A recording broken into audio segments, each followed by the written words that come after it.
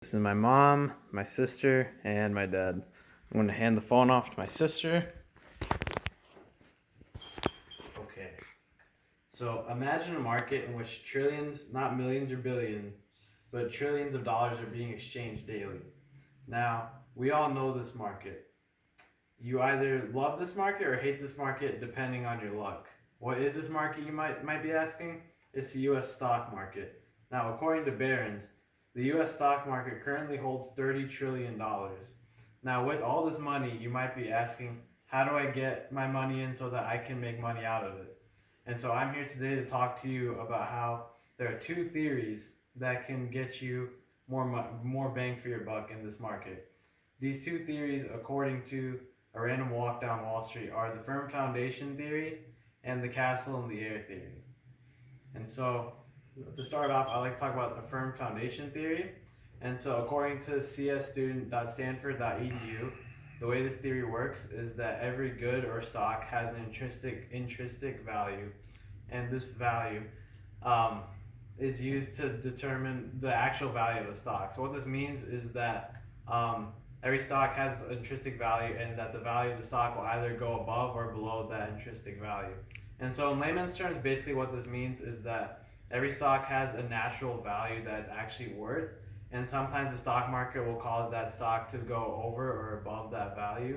And so the way you make money off an intrinsic value stock is you buy the stock when the intrinsic value is lower than what it should be, or the value of the stock is lower than the intrinsic value, and then you sell it when it's above the intrinsic value of the stock. And the reason this makes money is because the stock, no matter what, will always gravitate towards its actual value, even though it fluctuates in the market.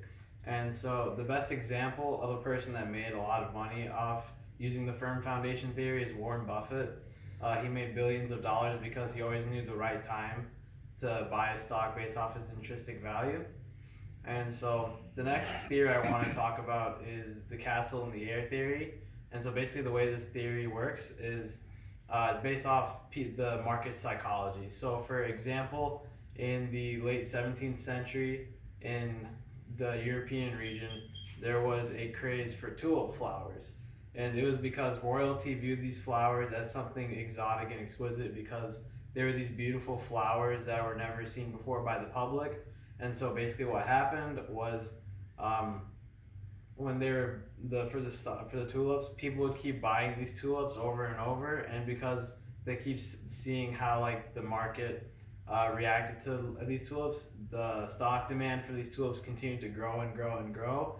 There was absolutely no logical reason, because tulips are just flowers, they're not really worth that much, but the market continued to buy and buy and buy, and the values for these flowers kept going higher and higher and higher. And so eventually people were even selling all their belongings, selling their houses, their most valuable possessions, just so they could get ownership of these flowers, because they're so coveted and so valued.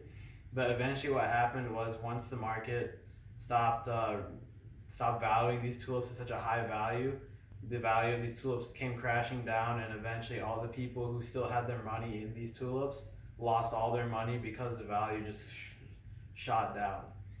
And so those were two theories. I hope you learned a lot about how you can use these two theories to get more money out of your investments. And yeah, that's it. And wait. And then